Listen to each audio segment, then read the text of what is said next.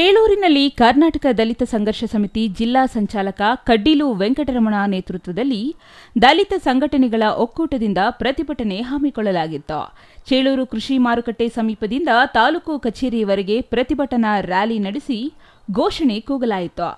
ಬಳಿಕ ತಾಲೂಕು ಕಚೇರಿ ಮುಂದೆ ನಡೆದ ಧರಣಿಯಲ್ಲಿ ಕಡ್ಡೀಲು ವೆಂಕಟರಮಣ ಮಾತನಾಡಿ, ಚೇಳೂರಿಗೆ ಹೊಂದಿಕೊಂಡಿರುವ ಸರ್ಕಾರಿ ಜಮೀನು ಅಧಿಕಾರಿಗಳ ಸಹಾಯದಿಂದ ಖಾಸಗಿ ವ್ಯಕ್ತಿಗಳು ಅಕ್ರಮವಾಗಿ ಪಡೆದು ಐಷಾರಾಮಿ ಜೀವನ ಮಾಡುತ್ತಿದ್ದಾರೆ.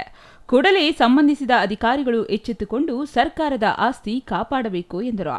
ಚೇಳೂರು ಸರ್ವೆ ನಂಬರ್ 37ರಲ್ಲಿ 3 ಎಕರೆ 30 ಗುಂಟೆ ಇದ್ದು ಸರ್ಕಾರಿ ಜಮೀನು ಹೆಚ್ಚು ಬೆಲೆ ಬಾಳುವ ಜಮೀನಾಗಿದೆ. ಇದರಲ್ಲಿ ಖಾಸಗಿಯವರು ಅಕ್ರಮವಾಗಿ 30 ಗುಂಟೆಯಲ್ಲಿ ಕಟ್ಟಡಗಳನ್ನು ನಿರ್ಮಾಣ ಮಾಡಿದ್ದಾರೆ. ಇದನ್ನು ಕೂಡಲೇ ನಿಲ್ಲಿಸಿ ಬಡವರಿಗೆ ಖಾಲಿ ನಿವೇಶನಗಳಿಗಾಗಿ ಮೀಸಲಿಟ್ಟು ನಿವೇಶನಗಳನ್ನು ಹಂಚಬೇಕು ಎಂದು ಒತ್ತಾಯಿಸಿದರು. ತಾಲೂಕಿಗೆ ಸಂಬಂಧಿಸಿದ ಎಲ್ಲ ಸರ್ಕಾರಿ ಕಚೇರಿಗಳು ಕೂಡಲೇ ಸ್ಥಾಪಿಸಬೇಕು. ಚೇಳೂರಿನಲ್ಲಿ ಅಂಬೇಡ್ಕರ್ ಭವನ ಮತ್ತು ಅಂಬೇಡ್ಕರ್ ಪ್ರತಿಮೆ ಸ್ಥಾಪಿಸಬೇಕು. ಸರ್ವೆ ನಂಬರ್ 91ರಲ್ಲಿ ಬಡವರಿಗೆ ನಿವೇಶನ ನೀಡಬೇಕು ಎಂದು ಆಗ್ರಹಿಸಿದರು.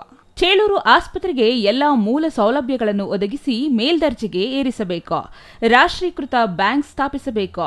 ಪರಿಶಿಷ್ಟ ಜಾತಿ ಮತ್ತು ಪರಿಶಿಷ್ಟ ಪಂಗಡ ಕಾಲೋನಿಗಳಿಗೆ ಸ್ಮಶಾನ ಸೇರಿದಂತೆ 16 ಬೇಡಿಕೆಗಳನ್ನು ಈಡೇರಿಸುವಂತೆ ಈ ವೇಳೆ మనవి ಮಾಡಿದರು. ముందుకు వచ్చాము, అందరికీ తెలిసింది. ఈ భాగం అంటే జనాలకి ఏం చెప్పేసి అనుకుంటే దాంట్లో కోర్టుకు సర్కారు వీళ్ళు వచ్చినారు, అధికారులు వచ్చినారు. ఎవరు వచ్చినారు? ఆర్ఐ వచ్చినాడు, సెక్రటరీ వచ్చినాడు, డిప్యూటీ తహసీల్దార్ వచ్చినారు. ఈ స్వరూపులనే సర్వే చేసి వీళ్ళు రిపోర్ట్లు వేసి సర్కారు దాకా 3 పీసులు అనేది ఉంది అనేది వీళ్ళే రిపోర్ట్లు వేస్తారు. వీళ్ళే రిపోర్ట్లు వేసి మళ్ళీ వీళ్ళే 15 ఎకరాల 29 కోట్ల సర్కారు సర్వే నంబర్లో ఉంది.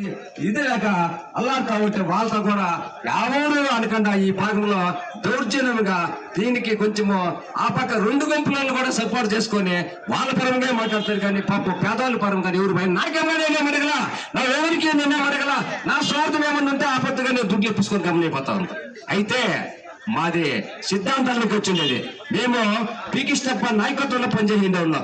ಇನ್ನು ಈ ಸಂದರ್ಭದಲ್ಲಿ ದಲಿತ ಸಮಿತಿಗಳ Kodigal Ramesh, V Amar, BV Venkataramana, MG Kiran Kumar, G Narasimhappa, tahsildar Srinivasa Naidu ಅವರಿಗೆ ಮನವಿ ಸಲ್ಲಿಸಿದರು. ಇನ್ನು ಈ ಸಂದರ್ಭದಲ್ಲಿ ರಾಮಕೃಷ್ಣ, ಎಂ ಈಶ್ವರಪ್ಪ, ಪಿ ಮಂಜುನಾಥ್, ಪ್ರೇಮ, ಶಂಕರ್, ಶ್ರೀನಾಥ್ ಮತ್ತಿತರರು ಹಾಜರಿದ್ದರು. Venkatesh, CTV news, Chelur.